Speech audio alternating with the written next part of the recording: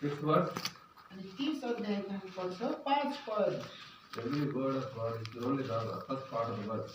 पहिलो भागमा चाहिँ हामी पढ्छौँ परमेश्वरको एक एक वचन शुद्ध छ। Every word of God is pure. परमेश्वरको एक एक वचन शुद्ध छ। And let us come to Gospel of John. सुसमाचार यूहन्नामा पनि आउनुहोस्। And let us come to chapter 17. अनि यसको 17 अध्यायमा आउनुहोस्। यूहन्ना 17 अध्याय Verse 17. अनि 17 अध्यायको 17 पद। तपाईको सत्यद्वारा तिमीहरूलाई पवित्र पार्नुहोस्, तपाईको वचन सत्य हो। So previously we read that every word of God is pure. अनि हामीले अहिले भर्खर हामीले पढ्यौं कि प्रभुको एक एक वचन चाहिँ पवित्र छ। In the present verse, sanctify them. He is talking to the disciples. He is praying to God, sanctify them through thy word. Thy word is truth. अनि यहाँ चाहिँ प्रभुले बताउनुहुन्छ उनीहरूलाई तपाईको वचनद्वारा सत्य पवित्र पार्नुहोस् र तपाईको वचन सत्य हो भनेर उहाँले भन्नुहुन्छ। So it is very important for us to understand what is sanctification. अनि हामीलाई यो कुरा बुझ्नको लागि एकदमै आवश्यक अनि महत्त्वपूर्ण छ कि यो पवित्रकरण भनेको चाहिँ के हो। And why we have to participate in the Lord's table, and that is also the strength of sanctification for us. अनि हामीले किन यो प्रभुको मेसबाट भाग लिनुपर्छ अनि यो पनि एकदमै पवित्रताको सामर्थ्य हो। So if you look at first epistle of John, first verse. पहिलो यूहन्नाको पत्री 1 अध्यायमा हामीले हेर्छौं। पहिलो यूहन्ना 1 अध्याय First verse. अनि 1 पद। First epistle of John. जीवनको वचनको विषयमा जो सुरुदेखि नै हुनुहुन्थ्यो, जसलाई हामीले सुनेका छौं, जसलाई हामीले आफ्नै आँखाले देखेका छौं, जसलाई हामीले निहालेर हेरेका छौं र हाम्रा हातहरूले समातेका छन्। So here John is using word of life. अनि यस बेलामा चाहिँ यूहन्नाले चाहिँ जीवनको वचन भनेर उनले आफ्नो शब्दमा यो शब्द ल्याएका छन्। See, many times we hear good messages, God's messages from great servants of God, but when we go back, we forget the messages. अनि धेरैपल्ट हामीले प्रभुका दासहरूबाट एकदमै वचन सुन्छौं, दामी राम्रा वचनहरू सुन्छौं, तर जब हामी फर्केर जान्छौं तब ती सबै वचन हामीले बिर्सी पठाउँछौं। We don't see any improvement in our spiritual life. अनि हामीले हाम्रो आत्मिक जीवनमा कुनै पनि प्रकारको सुधार भएको हामीले देख्न सक्दैनौं। So, which means the word is not becoming or giving us life. यसको माने चाहिँ अर्थ चाहिँ यो हुन्छ कि परमेश्वरको वचन चाहिँ आज हाम्रो जीवनमा चाहिँ जीवित बन्न सकेको छैन। So many times I had this doubt when the word is saying word is life.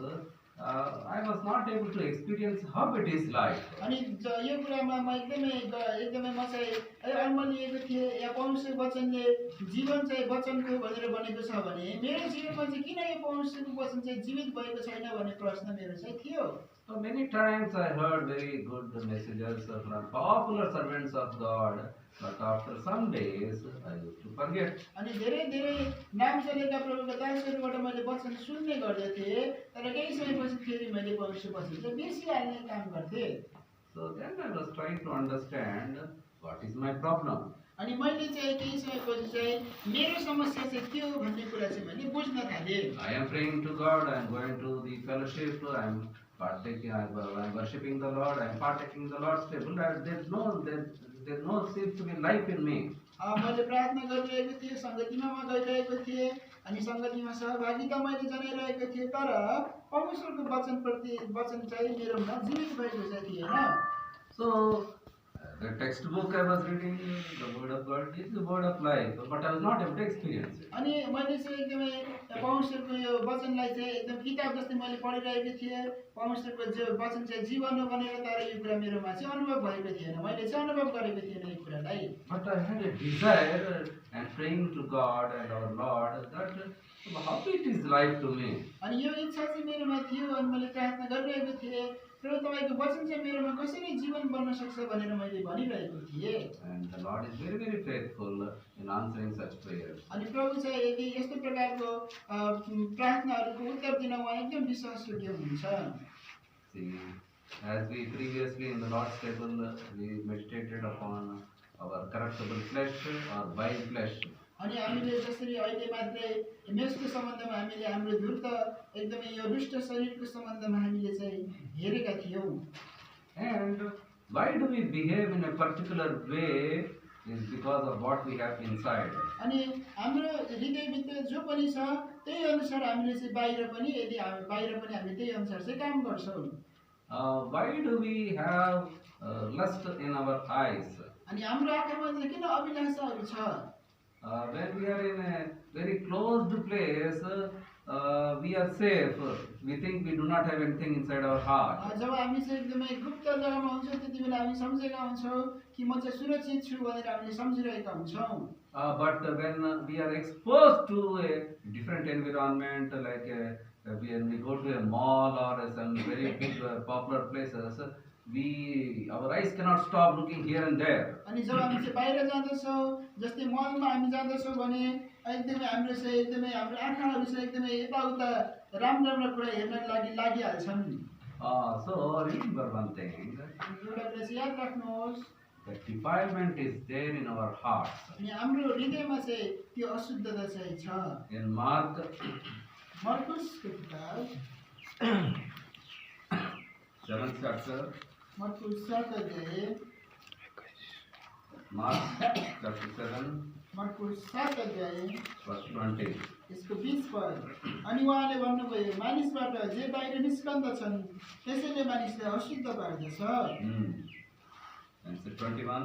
किनभने भित्रबाट नै अर्थात् मानिसहरूको हृदयबाट नै खराब विचार, परिस्थिति गमन, व्यभिचार, हत्या, चोरी, लोभ, दुष्टता, छल, क्रोध, कुदृष्टि, निन्दा, घमण्ड, मूर्खता निस्कदछन्।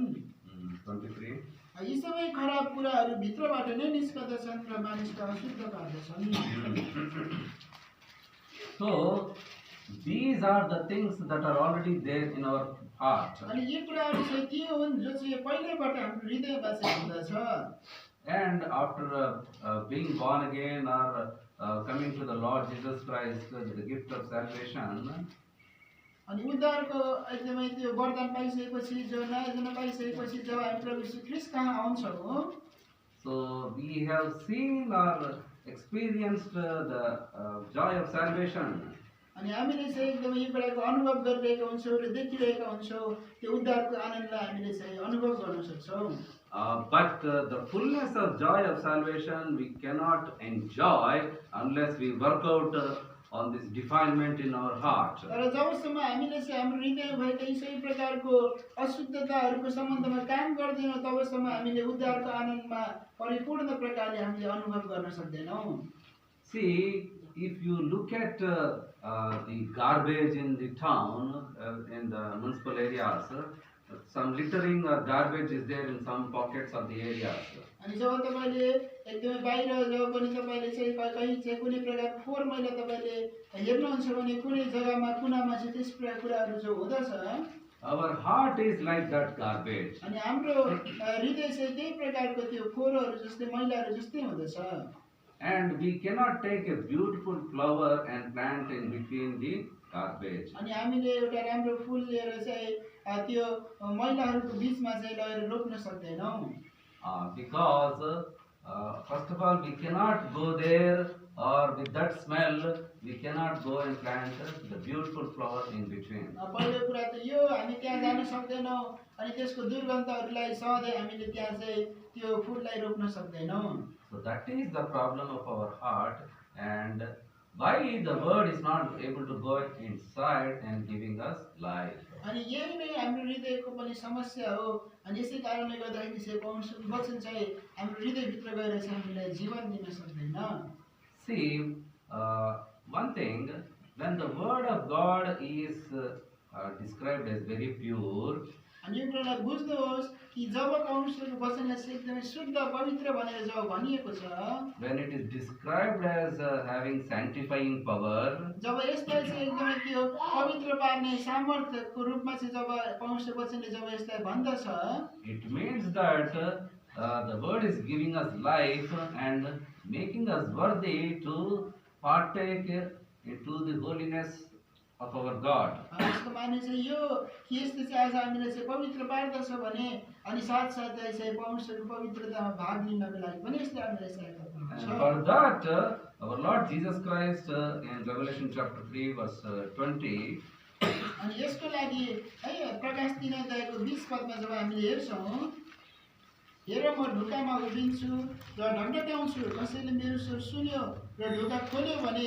म उसकहाँ भित्र आउनेछु र उसँग भोजन खानेछु अनि उसले मसँग खानेछ। so what is the Lord Jesus Christ expecting by knocking at the doors? अनि प्रभु श्री ख्रीष्टले चाहिँ यो ढोकामा ढकढकाएर चाहिँ प्रभुले के कुराको आशा उहाँले राखिरहनु भएको छ?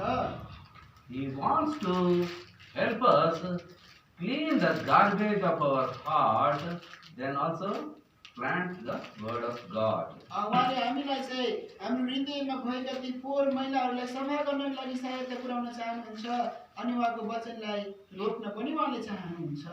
So He can bear the smell of our hearts. उहाँले चाहिँ हाम्रो हृदयको त्यो जो पनि दुर्गन्धहरू छ त्यसलाई उहाँले सहन सक्नुहुन्छ। We do not know what smells are there in our heart. हामीलाई हाम्रो हृदयमा कस्तो प्रकारको दुर्गन्धहरू छ सो कुराको सम्बन्धमा हामीलाई केही कुरा थाहा छैन। So what do we have to do and how do we come into the fellowship of our Lord Jesus Christ? अब हामीले के गर्नु पर्दछ र कसरी चाहिँ आज हामी प्रभु श्री ख्रीष्टको संगतिमा आउनु पर्छ त? If our Lord Jesus Christ comes inside our heart, यदि हाम्रो प्रभु श्री ख्रीष्ट हाम्रो हृदयभित्र आउनुभयो भने He only knows what smells do we have in our heart. उहाँलाई मात्रै थाहा छ हाम्रो हृदयमा कस्तो प्रकारको दुर्गन्धहरू छ भन्ने कुरा। And when He points out to the each smell in our heart, अनि उहाँले हाम्रो हृदयमा त्यसै प्रकारको दुर्गन्धहरूलाई उहाँले एकदमै हेर्नुहुन्छ र औँला उहाँले उठाउनुहुन्छ।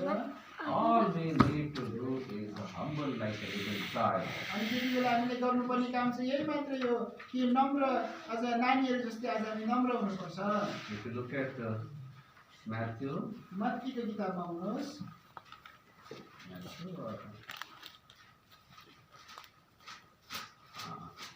Matthew 18, मत्ती 18 अध्याय,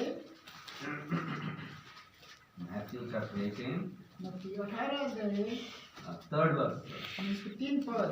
अनि भन्नुभयो, म तिमीहरूलाई साँचो भन्दछु, तिमीहरू बदलिएर सानो नानीहरू जस्ता भएनौ भने तिमीहरू कुनै रीतिले पनि स्वर्गको राज्यमा पस्ने छैनौ।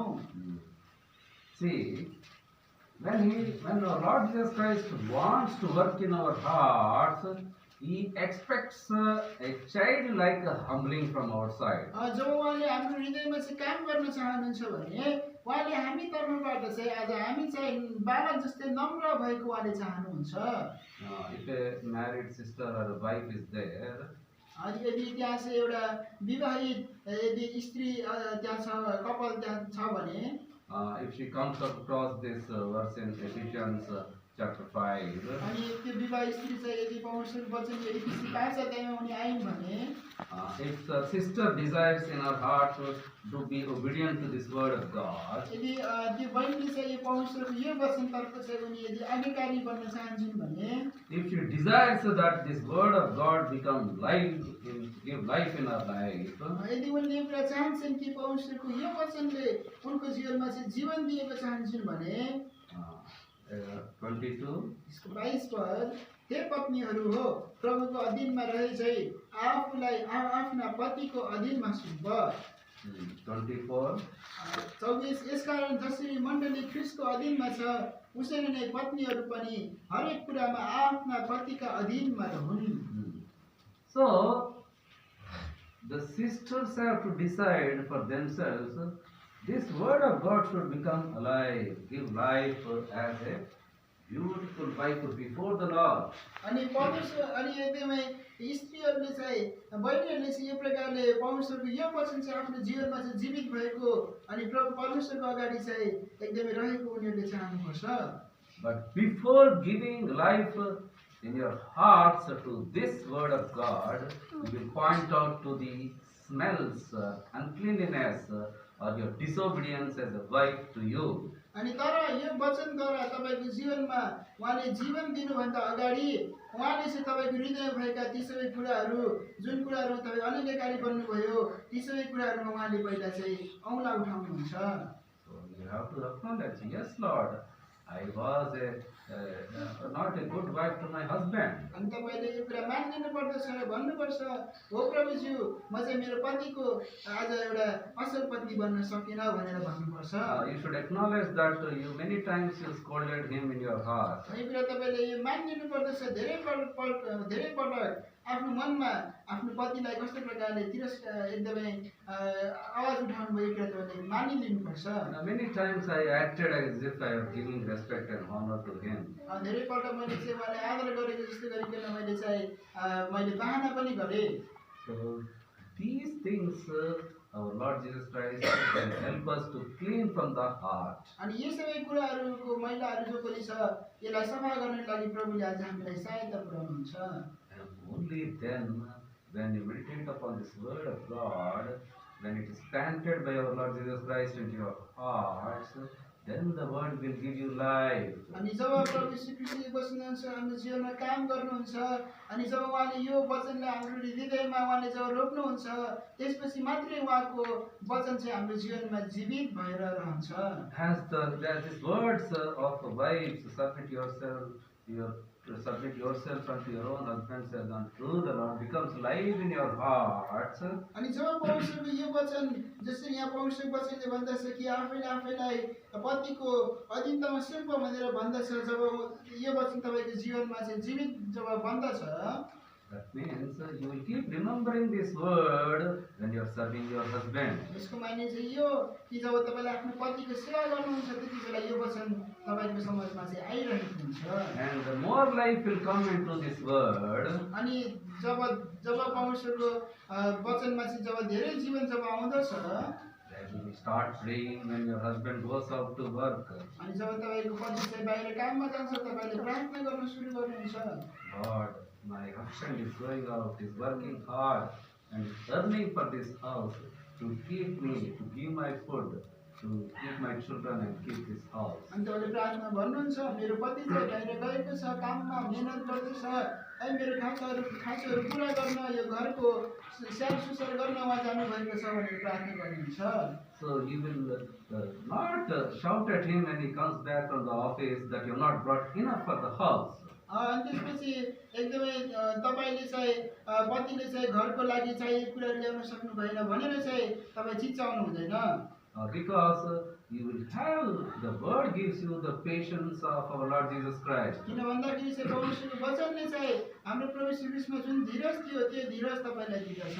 So with the holy words, you will start encouraging your husbands as the word becomes life, gives you life. So you will say, the Lord will help you in tomorrow or day after tomorrow in future. Let us not worry about it. अनि त्यसपछि तपाईँले चाहिँ एकदमै नम्र शब्दहरू तपाईँले भन्न सक्नुहुन्छ। अनि यस प्रकार तपाईँले भन्न सक्नुहुन्छ, आज भएन त के भयो त भोलि अथवा पछिको दिनमा चाहिँ यो खाँचोको जति प्रकारको आवश्यकता परेको कुराहरू तपाईँले ल्याउन सक्नुहुन्छ भनेर तपाईँले भन्न सक्नुहुन्छ। So this is my experience of how the word of God will bring us lives. अनि यो चाहिँ मेरो अनुभव हो कि कसरी परमेश्वरको वचनले चाहिँ आज हामीमा चाहिँ जीवन ल्याउँदछ भन्ने कुराको सम्बन्धमा।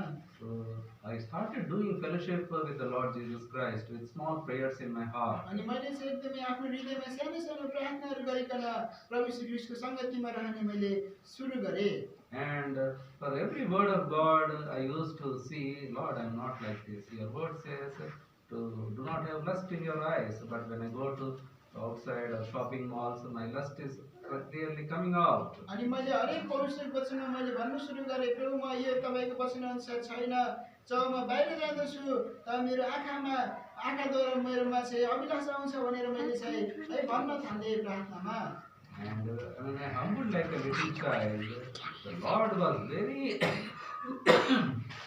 very closely coming to me and to help me, and I could experience His power in me. अनि जब म चाहिँ आफैले आफैलाई बालकले जस्तै नम्र जब मैले बनाएँ त्यति बेला उहाँ चाहिँ एकदमै मलाई एकदमै सहायता गर्नुहुन्छ र मैले उहाँको त्यो सामर्थ्यलाई अनुभव गर्न सक्छु। So then I understood that how the Lord is helping me and strengthening me in fulfilling many words to which I am obedient. Even I do not know that I am actually Lord is fulfilled many of the scriptures in my life. अनि यस प्रकारले मैले यो कुरा थाहा गर्न सक्दछु कि कस्तो प्रकारले चाहिँ है प्रभुले चाहिँ आफ्नो वचन चाहिँ मेरो जीवनमा पुरा गरिरहनु भएको छ भन्ने कुरालाई मैले अनुभव गर्न सक्दछु। And because He has done so much work in me, now I am able to boldly stand for the Lord and preach the word of God. अनि उहाँले चाहिँ ती सबै कामहरू यति धेरै कामहरू मेरो जीवनमा गर्नुभएको कारणले गर्दाखेरि म एकदमै साहससहित खडा भइकन उहाँको वचन प्रचार गर्न सक्दछु। So the similar experience all the brothers and sisters can have with our Lord. अनि यही प्रकारको अनुभव आज तपाईहरु सबैजनाले चाहिँ प्रभुमा भइकन यो अनुभव गर्न सक्नुहुन्छ। So remember one thing. अनि एउटा कुरा चाहिँ याद राख्नुहोस्। So in the worship message we meditated upon His holiness. अनि आराधनामा हामीले उहाँको एकदमै पवित्रताको सम्बन्धमा हामीले हेर्यौं। Which means that we should be worthy and be sanctified to be in the kingdom of holiness. यसको माने चाहिँ यो आज उहाँको पवित्रताको राज्यमा हामी बन्नको लागि आज हामी योग्य हुनुपर्छ र पवित्र पनि हामी हुनुपर्छ। Unless the word of God becomes alive in our lives, the strength against sin will not be in our hearts. जबसम्म परमेश्वरको वचन चाहिँ हाम्रो जीवनमा जीवित हुँदैन त्यति बेला पापहरूको विरुद्धमा हाम्रोमा त्यो शक्ति चाहिँ हुँदैन। So continue to do fellowship with our Lord Jesus Christ. यसै कारणले गर्दा निरन्तर हाम्रो प्रभु यीशु ख्रीष्टसँग संगति गरिरहनुहोस्। First epistle of John, पहिलो यूहन्नाको पत्री first chapter, 1 अध्याय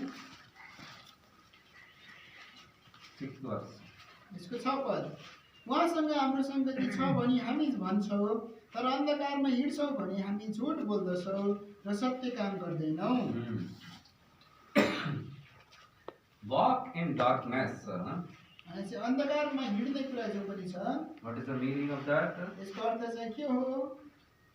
Which means that we are not acknowledging the filthiness of our heart. यसको माने चाहिँ यो हामीले हाम्रो हृदयमा भएका ती महिलाहरूको सम्बन्धमा हामीले आज कायल भएका छैनौँ, मानेका छैनौँ। Which means we are becoming liars.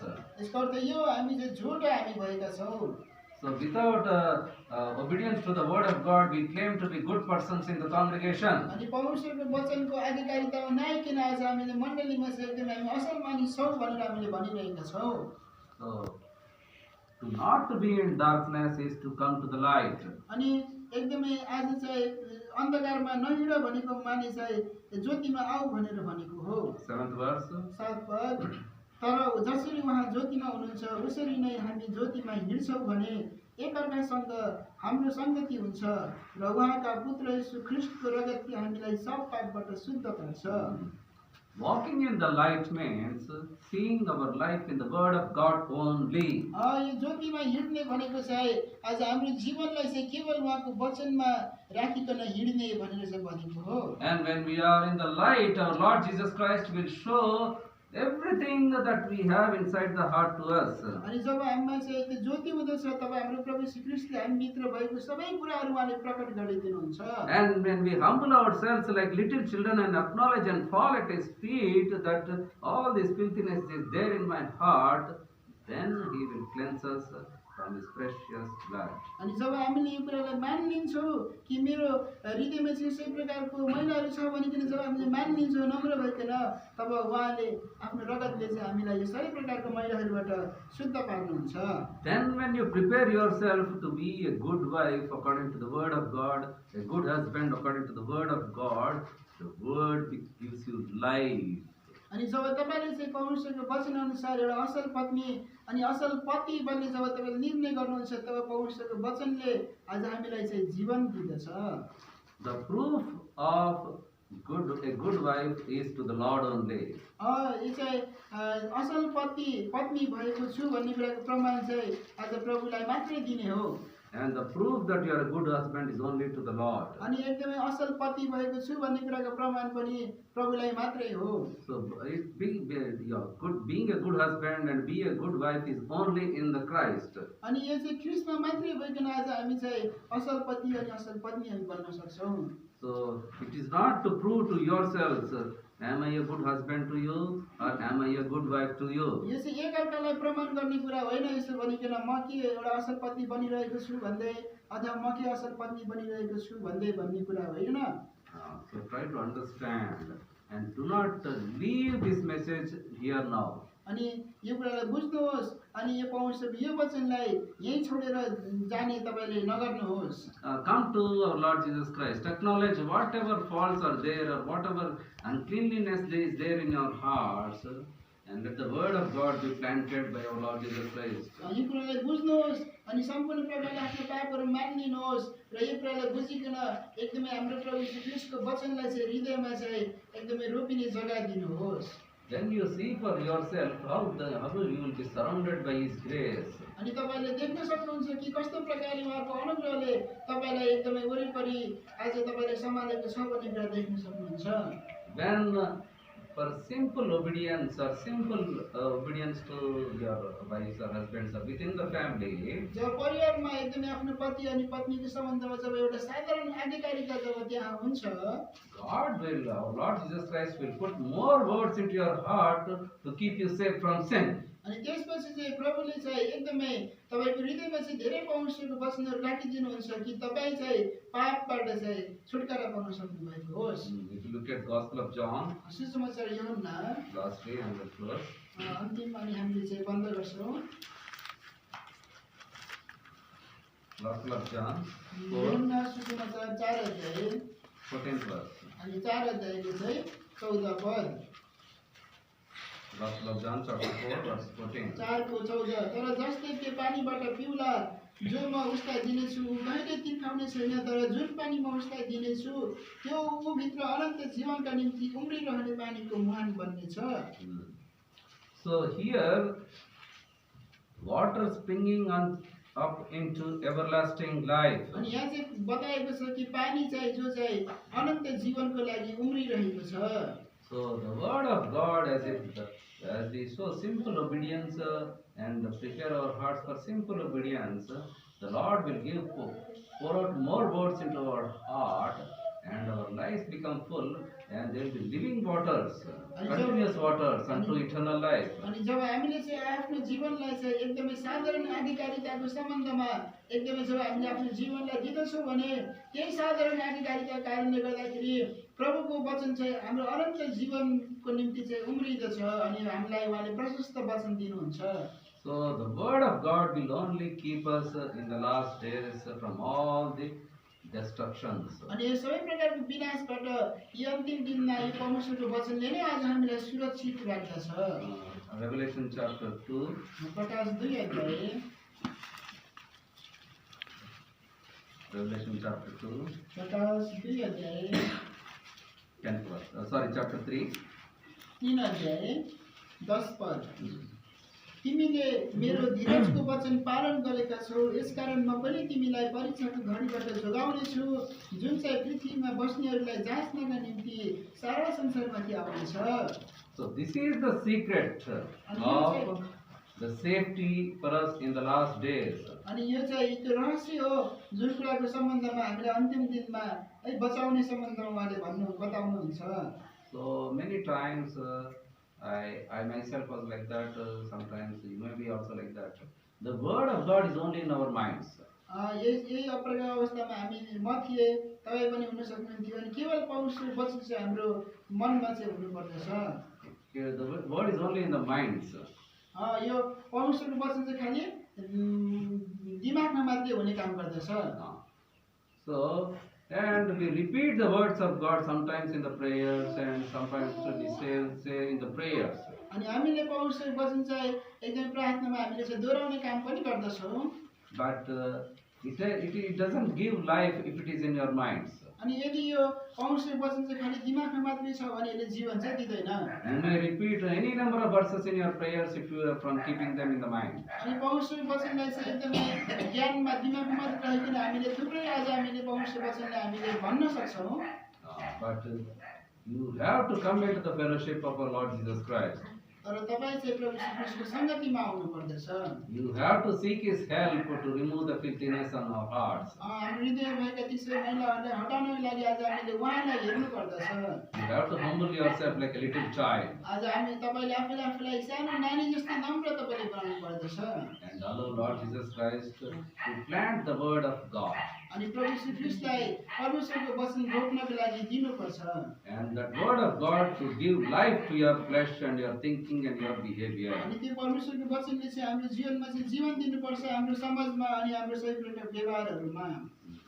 So may this message be planted in your hearts. अनि यो वचन चाहिँ अब हाम्रो हृदयमा चाहिँ रोपिएको होस्। So begin with a little prayers. अनि एकदमै सानो सानो प्रार्थनाहरू गरिकन तपाईँले सुरु गर्नुहोस्।